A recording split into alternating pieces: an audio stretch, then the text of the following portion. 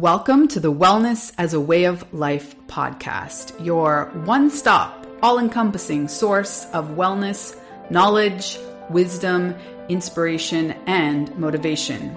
Here we teach you why not all wellness trends are for you, how to figure out which ones are, how to best adapt them for your personal wellness toolbox, and how ultimately to integrate your wellness practices so fully that they become to feel like brushing your teeth. A foundational part of who you are and not a check mark on your to-do list. This week on the podcast, I am so excited to share my conversation with Dr. Molly Maloof. She is an incredible pioneer force in healthspan extension and longevity medicine. Had her on the podcast about a year ago. I am a huge fan. We talked last time all about her groundbreaking book, The Spark Factor. It's the first biohacking book for women. Her expertise spans personalized medicine, digital health technologies, biofeedback-assisted lifestyle interventions, and scientifically based wellness products and services. Her current venture, which I'm so excited to dive into with you, as the founder and CEO of Adamo Bioscience, Molly is also at the forefront of bringing modern sex education to couples with a groundbreaking intimacy program developed through her study of the science of love. The Adamo Method is a program designed for couples looking to optimize and improve their sexual and relational function, designed with top experts in the fields of medicine, psychology, and somatic sexuality.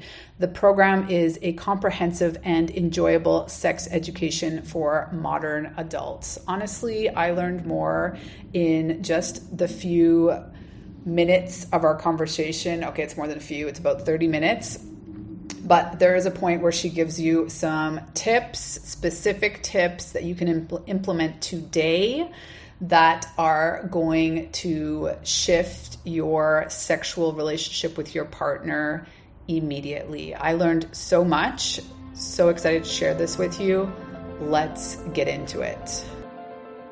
Welcome back, Molly. I'm so thrilled to have you here again. I so enjoyed our conversation and talking all things Spark Factor. And I was hoping we could just basically pick up right where we left off. You were about to dive into all things pleasure and sexuality. Well, and let's do it. I am so excited to be back. You have such a great podcast. And I, have been basically trying to figure out my entire life what health is. Like, this has been my sort of life mission since I was a child. I actually just finished Date with Destiny with Tony Robbins. And in it was so good. I mean, I highly recommend it for anybody who's like, I thought I knew my value system. And it's funny, like, you realize that, like, you have these primary questions. And my primary question for since I was a child was, how can I solve this? And it all started with wanting to figure out human suffering. So, like, my entire life, I've been trying to figure out, why do people get sick? Why do people suffer with health problems? And it led me on this massive multi-decade journey to understand first, the basics of health, which is metabolism, right? Like, why do we want to eat right? Why do we want to exercise? Why do we need to be careful about our stress levels? Because all of that affects mitochondrial function. All of that affects our ability to produce energy in the body. Without enough energy and capacity, we don't have the ability to meet our cellular demands or our life demands. And so we lose our well-being, we lose our vitality. But the thing that blew me away when I was teaching at Stanford was the importance of human connection. It's not just about the production of energy. It's about the connection of that energy to the world around us, right? It's how we direct that energy in our work and our relationships. And arguably one of our most important facets of our health is our primary relationships, the people that are closest to us. This is one of the largest sources of stress, is like the people we work with every day and the people that we live with. And I was really committed to trying to figure out, like, what is human connection? How does this thing work? Why does it matter? Why did we evolve it? And it led me to Helen Fisher's work, this amazing research scientist on the science of love. She basically had written a bunch of papers on the evolutionary biology of love. And I discovered there was the sex drive, there was the romantic love drive, and the drive to attach. And when I started looking at the neurobiology of these, I was like, wow, Like these are really important, like motivational drives for a reason. Because if we didn't love and we didn't connect, we didn't attach, we wouldn't have we wouldn't actually have the chances of a society to actually survive and reproduce. We need human connection to survive because we share information and resources with those that we love. We actually share oxytocin with those that we love. And when we literally hold a baby, you're actually producing more oxytocin to get you to bond to this child. So your nervous system is being regulated by our interactions with other people or dysregulated. And this is why dogs are so awesome, because dogs actually can produce oxytocin as well. You can produce oxytocin by just petting a dog. So I was like, whoa, this is amazing.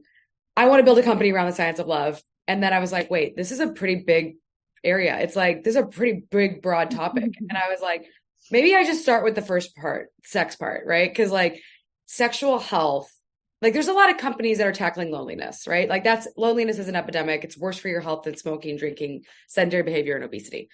Loneliness is a big issue. And there's a lot of companies working on that. And then there's love, and there's a lot of relationship companies, right? Mm-hmm. But sexuality is this like black box. It's like, oh, sex? Oh, no. We're not going to go there. And even if you go to these mainstream sexual medicine conferences and you go to like these sex therapists in the world, like a lot of it is pathology oriented. And it's not about how do you optimize your sex life. It's about what's wrong with you. And I was like, So I saw the paradigm of metabolic illness and then metabolic health optimization. And I was like, wow, health optimization is where I want to live for like the last decade. Now I'm looking at human connection. How can we create companies and create products around optimizing our relationships, not just dealing with the problems, but actually looking at what are ways that we can improve our existing this existing aspect of our life. Because like arguably there's a lot more people who have an opportunity to optimize their sex life than just people who have dysfunction. Like around 30% of women have sexual dysfunction. And like sometimes it's biological, sometimes it's psychological, sometimes it's psychosomatic. Mm-hmm. Some of the biggest drivers of sexual dysfunction are relationship problems, mood disorders, and trauma. So when I first started my company, it was really all about psychedelic medicine. It was like, I think psychedelics are the solution. I've learned that they are great, but they also have a lot of downsides. And so I was like, wow, how can I still be working on this problem space of optimizing sexual health? And I still care about psychedelic experiences, but where can I go from here? And I realized that sex can be a psychedelic experience if you know what you're doing. So my company has really been focusing on how do we bring people truly transcendent sexual experiences through optimizing sexual fitness. So right now, when you go to the gym, you're optimizing your fitness. You go to a dietitian, you optimize your nutrition. You go to a sleep coach, you optimize your sleep. Maybe you get like mindfulness-based stress reduction therapy. But where do you go for like having better sex? Most people are watching porn. Most people are watching Instagram. And there's just not that many great platforms out there that are like really scientifically backed to like give you really good evidence-based sexual health education. So that's where Adamo comes in. My company has been working tirelessly to bring a new sex therapy to the world and a new paradigm in sex therapy, because the existing sex therapy today is based on Masters and Johnson's work, sensate therapy, which is mindfulness-based sensual touch. It's awesome, but it really works mostly for sexual anxiety, and it stops at the act of penetration. We were like, well, there's a lot of problems that happen during sex. So we decided to build a sex therapy that actually addresses sex itself. Like it creates a new paradigm around a person as a woman. Like a lot of women are used to just being penetrated by their partners. A lot of women are not in a lot of pleasure when they have sex because they're not fully aroused. And so we are creating a platform that teaches men and women how to arouse themselves with their mind and on understanding their pelvic floor, creating a healthier pelvic floor.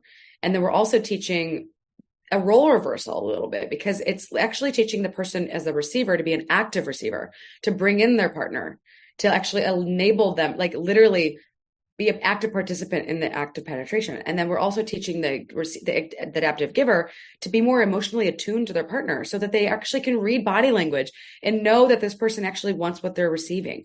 And we're teaching embodied consent. We're teaching, all sorts of amazing facets of this 8-week program. And this is what the Adamo Method is all about. Amazing. I've actually, in the last couple of years, been working with a sex coach in a group container. It's mostly women 35 to 55. And, you know, a lot of us are moms. We share a lot of sort of this similar things that happen, whether you're in a relationship or not, with your sexuality, as you age. And yeah, for me, I think the first layer was just learning, in terms of my coaching, how essential pleasure and a healthy sexuality is, like, even if it's just with yourself on a base level, is to overall wellness, like all systems. And so I've really been enjoying the process, and I absolutely love that you're doing this. I would love to know, you kind of touched a little bit on things that you're, working on to help people connect better, but can you give us more? For example, in this community, someone suggested, as couples age together, they tend to have like the recipe, or maybe they have like 5 recipes of their sexual life. So just like starting a whole new chapter in the recipe book and changing the recipe, changing the title, what is the main objective, having deeper conversations are, how do we define intimacy as a couple? How do we, I think you just get into this, I don't even want to use the word habit, but there's tends to be a lack of communication over years of being physical with the same person. Yes. Okay. So everything you said is so awesome. I'm so excited because I know that this is like the time for this company. When you hear women like you to talk about going into like coaching groups, like I'm so excited about the future for women, because I think that when we really own our sexuality, we are unlocking massive source of energy for longevity. So like the sex coach that I work with, the sex therapist, Sayeda Desale, she's almost 50 now. Every time I see her, she gets younger and younger and younger. I'm not kidding. She's aging in reverse. And she has this incredible partner, Aaron Michael, who's also, these are the creators of the Adamo Method. We work together to design this method. And these two people are aging in reverse constantly. I'm like, you guys, come on. Like, this is ridiculous. Every time I see you, you look younger.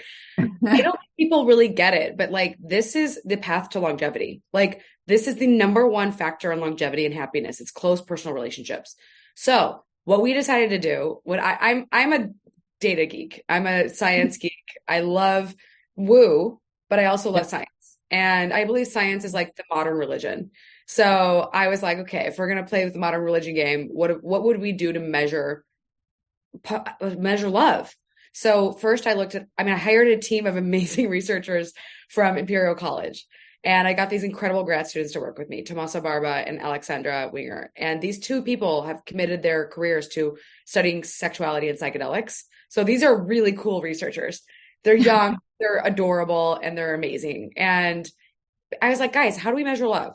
And they're like, I don't know, let's go look in their literature. So we started looking at sexual dysfunction. Okay, so baseline is, do you have problems with your sex life that you don't even know about? I had lack of arousal. I had hypoactive sexual arousal. I had sexual pain, and I had situational anorgasmia in my 20s. And I had no idea that I had sexual dysfunction. So like a lot of women and a lot of men are walking around thinking they're normal, and they actually have major dysfunctions. I actually still had sexual pain in my 30s and didn't really realize it until I started working with Aaron Sayeda. I'm like, you mean it's not normal to be really sore after sex? And they're like, no, Molly, it's not. And I'm like, really? Like, every time I have sex, they're like, yeah, that's not normal. And I was like, oh, interesting. And so I started talking to people, and I realized that there's a lot of people with pain. And that was one of the big drivers of this method, is trying to resolve pain with sex. Cause like, nobody should have to, like, it turns out that for a lot of women, good sex is it doesn't hurt. And I was like, whoa, that's like wild. And then there's the second part, is sexual satisfaction. So there's the new sexual satisfaction scale. And this scale basically evaluates how satisfied are you with your sex life. And then there's a scale called emotional closeness, which is kind of like a surrogate measurement of love, but it really is about how emotionally intimate are you with your partner. And then there's the inclusion of other, which is a really cool scale. It's 2 circles, and it's how much they overlap. And like, imagine like codependence is like complete overlap. You want something that's connected, but not completely, merged necessarily, unless that's what you want. Some people actually have healthy codependence, I think. My parents, for example. But this is like separate, right? Like you guys are just separated, right? This is two separated people. This is two people that are overlapping. So it's like if you are seeing these circles get closer together, that's inclusion of other. How much are you including this other person in your life, in your being? And then there's the triangular theory of love scale, which is intimacy, intimacy, passion, and commitment.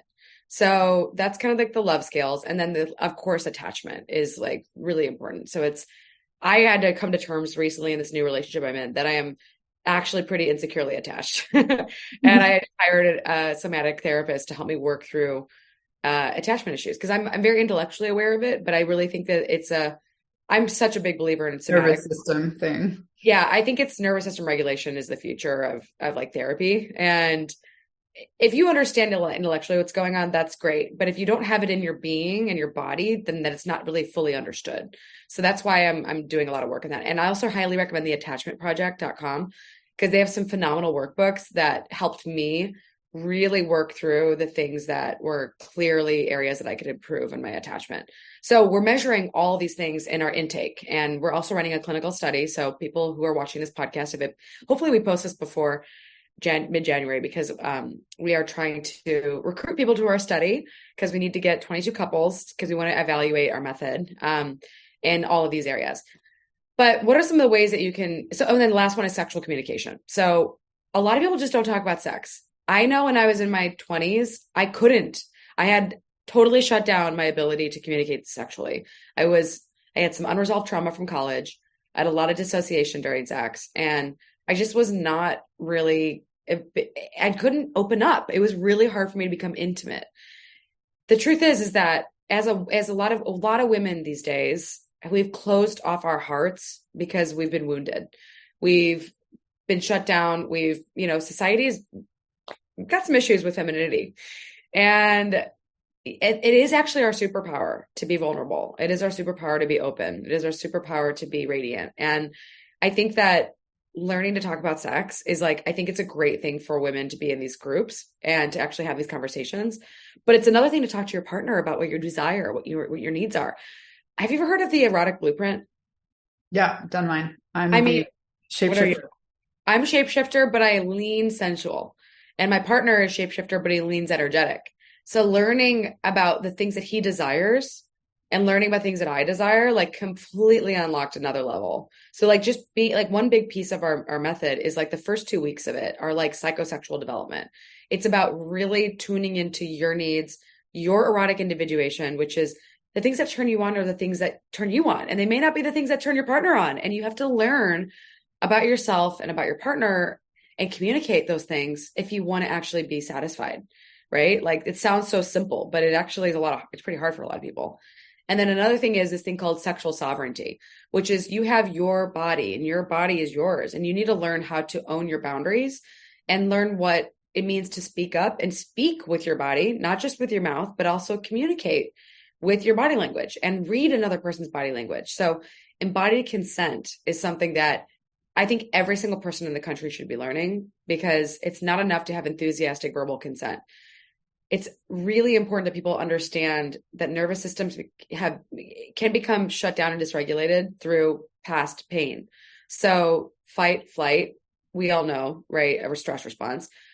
Freeze, a lot of men don't know what a freeze response is. And then fawn, a lot of women will just fawn and do the thing that their partner wants, even though they don't really want it in their bodies. And if a man actually really knows how to read a woman's body, he'll know what a fawn response is versus enthusiastically wanting a person to come in. So we're teaching so much of this body communication so that you'll know when your partner's really enjoying themselves, and when they're not really into this, but I'm doing it because you want me to do this. And that's a very nuanced thing, that's a very nuanced space. And this is especially in long-term relationships, right? Where there's just this assumption of what's the word I'm looking for? Requirement isn't quite it. It's your job. This is my job to pleasure my partner. It's part of your role. That was where I was going. Yeah. But it's also part of their role to pleasure us. And not all men are aware of that role. And I actually met a woman at a party she's probably in her 50s, 60s. She had just divorced her partner, and she was just I couldn't take having sex with him over and over and over again and not feeling like I'm consenting to this experience. And over and over again, it felt she was being traumatized. And it was like, that broke me so into so many pieces that day. I was just like, my heart was so broken for this woman, because just to imagine how many women out there feel like their sexual experiences with their partners is not mutual. It's not like mutually pleasurable.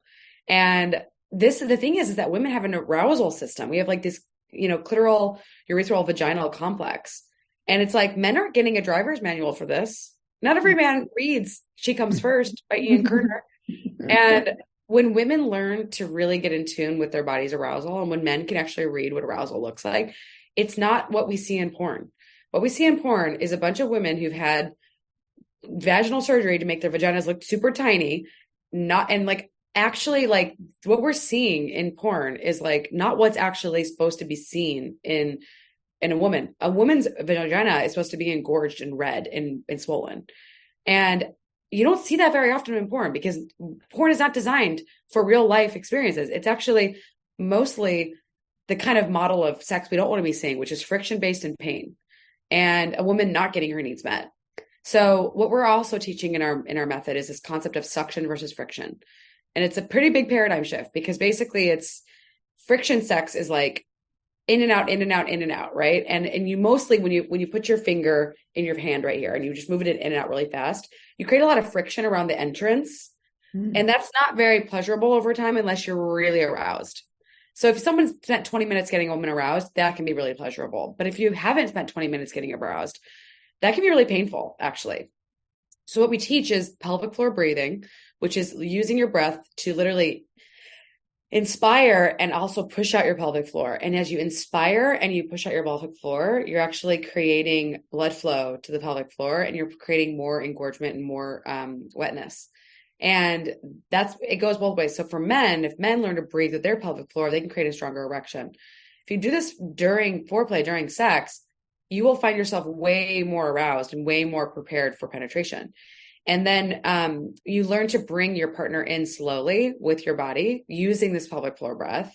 So you're inching this partner inside of you, and you're using your breath to bring them in. And then you're maintaining suction, which is contact between the penis and the vagina, or if you're gay or straight, the penis and the anus, which, by the way, a lot of women just don't even understand the benefits like of anal sex, because it's usually so painful that nobody even wants to do it. And even most gay men don't actually perform anal sex during sex because it's so painful. So only 30% of the time do gay men actually engage in anal sex when they have sexual contact. So I think that's just because there's too much pain. So you can actually have painless sex with suction sex, but it takes this education of how to do it, because it's not what we're not taught this in porn. Like, I'm sorry to say, but a lot of kids these days, that's where they're getting their education. Kids are starting their sex ed through watching porn. Like, that is just the baseline, because we're not teaching it in schools, and we're not teaching this and why would we teach this in schools? Because there's no way you're going to be like, hey, my kid learned penetration in school. Like, that's never going to happen. Maybe in 10, 20 years, but it's just unfortunate that like, that's where kids are getting their sex ed. So what we're seeing is like a dominant submission model of sex that's friction based and painful and not aroused. And so it sucks, and for a lot of people. And we're just trying to create a shift in this learning so that sex can be slower or faster. It can require less energy. You don't have to have as much stamina to do suction sex. You're using your hips more than you're using your legs to thrust. So you can go for longer. And you can, there's this great book called Slow Sex, like this Polynesian sex book. It's like this great book over here. This is a really cool book. And it's like, for just slowing down sex, like really slowing it down, you can just like have transcendent sexual experiences. And there's another great book that's worth reading called Transcendent Sex. And it's all about what is transcendent sex. It's sex that is so phenomenally connected that you feel completely merged with your partner, and you experience this like state of total bliss where your bodies are in rhythmic entrainment, and you have this unbelievable connection to your partner that like melts away your physical body. Like, that's achievable by everybody, but you have to kind of like slow down. And that means the men also need to be educated on how to do this, which one of the things that we are really excited about is there's a big sexual desire discrepancy between men and women. And we believe that our program can be great for the women who feel like they're not able to prioritize sex, and for the men who feel like they're not getting enough. It's a way to actually prioritize weekly, playtime with your partner.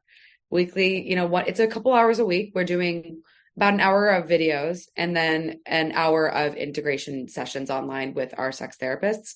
And with those integration sessions, about 40 minutes of that is going to be just webinar style, anonymous submitting questions. And then we're also going to have 30 minutes of live Q&A. So it's a really high quality product. And I'm so excited to bring it to the world. And I really appreciate you giving me a platform to talk about it here. Yeah, I'm so excited. So I want to ask a couple of follow-up questions on the specifics. But first, can you talk a little bit about the science behind pleasure specifically, healing, and all aspects of wellness? And yeah, we're actually writing a paper on the importance of pleasure and health. And it's actually become an important facet of like some of the United Nations, like healthy, there's like a bunch of initiatives on trying to create a healthier population with the WHO and the UN. And actually teaching people about sexual pleasure is kind of a new priority for the world. But, the same neural pathways that produce pain produce pleasure. And it turns out that women have a clitoris that is not this teeny tiny little tip that we thought, but it's actually this pretty large. It's like, it literally looks like this. There's two legs and there's like this head. So it's almost like you took the penis, and if you actually look at the penile anatomy, there's like two legs of the penis, and then there's like this shaft, and then there's like the head of the penis. Men and women really have analogous sexual structures. We just have ours on the inside, and ours are kind of like laying on our vulva. And then we have the little tiny clitoris, the clitoral head that comes out. Sadly, most doctors are not even aware of sexual anatomy because the sexual anatomy textbooks are often incorrect. And it wasn't until 2005 that accurate sexual anatomy was mapped by a surgeon, a female surgeon, an anatomist. So it's really kind of wild. So crazy. And I really do recommend a great documentary on Netflix about pleasure. It's like a female sexual pleasure documentary. If you just Google that, you'll find it. And it's just about how little we actually talk about female pleasure. Because for so long, it's been about Viagra for men. Cool. Let's solve all men's problems. But what about women? Like, what about us? And, so one of the things that I want women to know is that you have engorgement tissues, just like men have erectile tissues. So you have tissues that need to be aroused, and blood flow is really important to your pelvic floor. But another really important thing about pelvic floor is understanding if you have pelvic floor dysfunction. So I actually recommend any woman who has even a hint of pelvic floor dysfunction, any urinary incontinence, any problems with pain or tightness, go get a pelvic floor exam, because pelvic PT is like, especially if you've had a pregnancy. I had one session. It was life-changing after. That's what I'm saying. And there's no way you can really do that online. Like, you got to do it in person. Like, I'm sorry, it's a physical exam. So we really do recommend that before you start any sexual health program, like, definitely meet with your doctor. Especially if you have any dysfunction, you really want to rule out biological causes like thyroid issues, like hormone dysfunction, like mood disorders. Like, you really want to look at the things that could be causing sexual dysfunction before you engage in a program like ours, because we're really designing our program for people who are generally healthy or have sexual dysfunction that's been worked up by a doctor, and they're really just ready to optimize their sexual health. We're not going to be able to fix organic causes of sexual dysfunction. So, like, for women sometimes the women have so much tightness in their vagina that they tense so much, especially if you do too many Kegels, you can actually develop too tight of a pelvic floor, and then it can actually collapse. Like, it gets so tight that it just starts to collapse on itself. And so it's really wild that, like, you can have really lax pelvic floor where there's not enough tightness, not enough like muscle tone, which is important, or too little or too much. So there's too much muscle tone or too little muscle tone, or you can have both. And you'll never really know that unless you go to a doctor. And then there's this thing called, like, okay, so let's go back to just sexual pleasure. There's like so many nerve endings throughout the anus, the cervix, the clitoris. And you have this clitoral urethral vaginal complex, which is really kind of like the area where we call it the G-spot, but there's no such thing as a G-spot. It's just a bunch of anatomical And there's a bunch of anatomy, sort of things that are like anatomically there that happen to overlap, that happen to, if stimulated, create a lot of extra pleasure. But there's no like organ of the G-spot, which is fascinating. I didn't really realize that. And then one of the coolest things I've learned is that if you engage in suction sex and you really are fully aroused and your cervix, like you think this is crazy, but everyone thinks that its size matters for men. It's actually way less important than you realize, because what really matters is that women learn how to engorge their pelvic tissues so that they can push out. Like every time you breathe in and you push your pelvic floor out, you're literally moving your cervix down. So we're actually making anatomy videos to show this happening, because if you learn how to breathe with your pelvic floor, push down, you can move your cervix down and you can actually engorge your tissues so that you can engulf your partner with far more pressure and pleasure, and far more, just more contact. There's actually more contact between your sexual tissues. So you can just achieve more sensation by learning to breathe with your pelvic floor and learning to use your pelvic anatomy and learn how to understand your genitals and how they work. So like, I didn't know any of this stuff before starting working with Aaron and Seda, and I felt like I knew a lot. I thought I was like really good in bed. I love your air I quotes. was like I was like, man, I was just a novice compared to these two Olympic level. Yeah. So this is the thing about sexual health optimization. It's kind of similar to fitness, right? Like I thought I knew how to get in shape, and then I hired a trainer, and I was like, literally in like 2 months, massive results that I could have never gotten on my own. This is the difference between working with professionals versus trying to do it on yourself. That's why I recommend programs like ours, because you're getting to actually see education and then work with a coach to actually enact it and ask questions around it. Beautiful. So you kind of alluded to it, but is it only for couples at this point, or what is? It's for couples, but I'll be honest, we have a bunch of singles joining because they're just really excited to be in our program. And I was single when I first learned the method, and it totally improved my relationship to sexuality on my own. We'll probably eventually be creating a singles sex like Adamo Method, because such like, self-pleasure and self-love is a pretty important prerequisite for having a great partnership. So we do want to build that later on. We're just, we're a startup, and we, have. I see a spin-off company of your dating app that, prereq, you have to take your course. I mean, I think everybody would be better off if they had this kind of sex ed before they got into a relationship. Yeah. But yeah, we're mostly looking for couples, but if you're a single and you're really excited to learn, the one disclaimer we have to tell people is, if you are single and you use this method, you can accidentally fall madly in love with people, because this connection is so incredibly like potent and emotional attunement.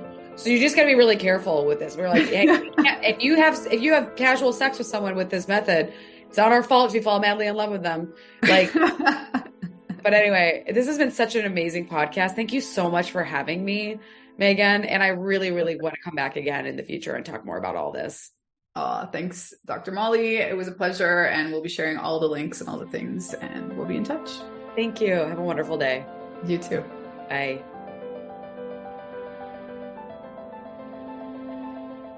Thanks again for listening. If you haven't already, I highly recommend that you listen to the episode I did with Professor Barbara Sanroman. She and I are embarking on a new adventure.